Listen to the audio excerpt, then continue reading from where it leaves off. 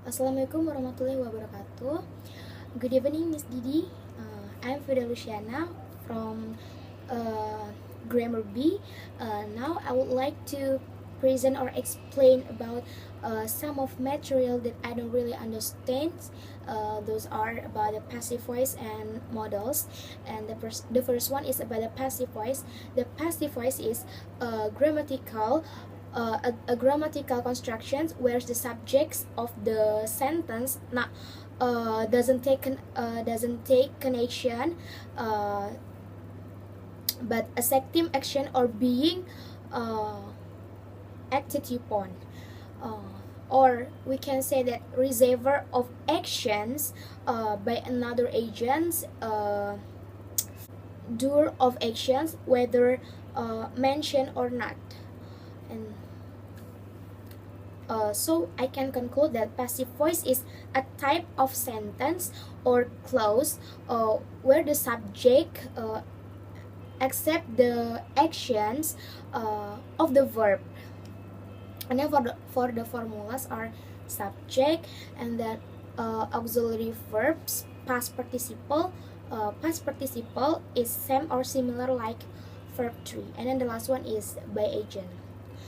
For example, for the active sentence, for example, I play piano. So we can change to the passive sentence to be like a piano is played by me. So in the passive sentence, object from active sentence change to be a subject. And then for the second one example is Bagas has washed his car just now. So we can change to be a passive voice like Arfan's car has been washed just now by himself. So not only auxiliary verbs that exist only in tenses formulas that can be used in passive sentence, but other auxiliary verbs such as may, can, could, are, and also be used to create passive sentence. For example, you may you may pay the bill by credit card. So we can change to be the bill may be paid by credit card. And the second one is modals. Modals is a word placed before the main verb to modify the meaning of the main verb itself.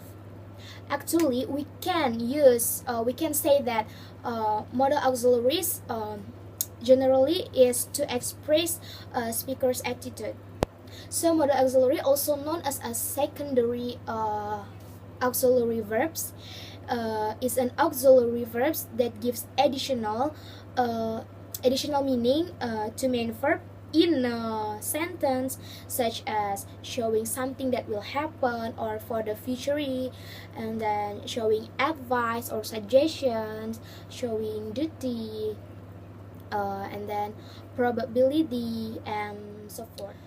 And then the type of modals divided into two, such as basic modals and then phrasal modals. For the basic modals, such as can, could, and then had better, may, might, must, ought to, shall, should, will, and would. And then for the phrasal models, such as be able to, be going to, be supposed to, have got to, used to, and have to. And both of them divided to be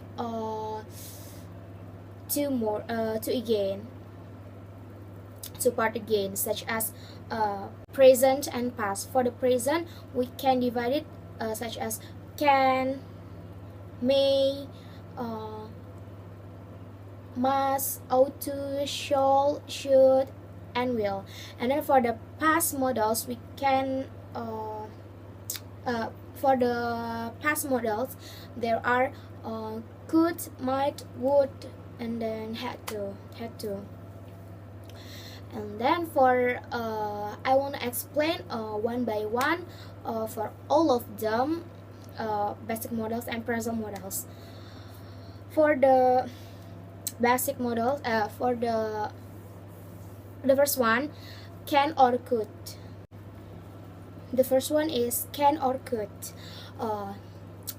Can or could divided to four kinds, such as ability, and then permissions, position, and possibility. The first one I want to explain about ability. For example, I can sing very well. And then for example of the permissions, could you help me? Could you tell me how to cook with delicious taste, like that? Because could is better than can when we want to use as permissions. And then the positions. About the position, I want to give an example, like I can call you if I have finished my assignment or my work. And then for the possibility is about the something that happened in the past, because we know from the name possibility. Of course, it is something that happened in the past. For example, when she was young, she could run every day. Okay, for the second one, I want to explain about the may or might. The difference of both of them, the might is weakest than may. For example, they might come tonight, so it means that they perhaps they cannot come tonight. And then the third one is about the must or had to. The function is to declare the necessity. And the fourth, shall. Shall is used for I and we, and shall also used to express or declare a plan. For example, shall we go to the mall today? Or shall we go to the airport tonight? Like that. And then the five, should. The function is to declare advice or suggestions. In Indonesian language, is different with must. Should not really require someone to do something. And then the sixth, will. The function is same with shalls, like to plan, and then willingness, or for predictions. For example, I will go to the Jakarta. And then the second example is you will study hard to get a high score. And then the seventh is would. Would is planning in the past. And then the eighth, for example, I would like go to the Jakarta last year.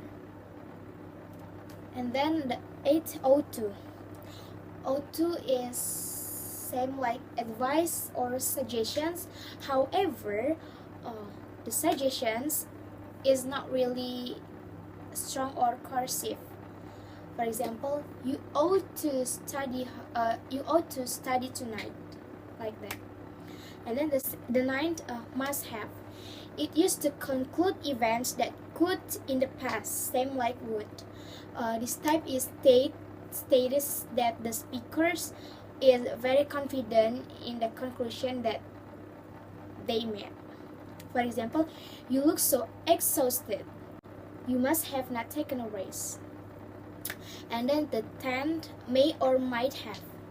To conclude the possibilities that occur in the past. For example, I failed in the exam. I may have not studied. And then the last one is could have. That were not implemented in the past. For example, I could have answered Miss Didi's questions, but I remained silent. Okay, that's all enough for our explanation about the materials that I don't really understand. Thank you for watching. Good night, and have a nice dream.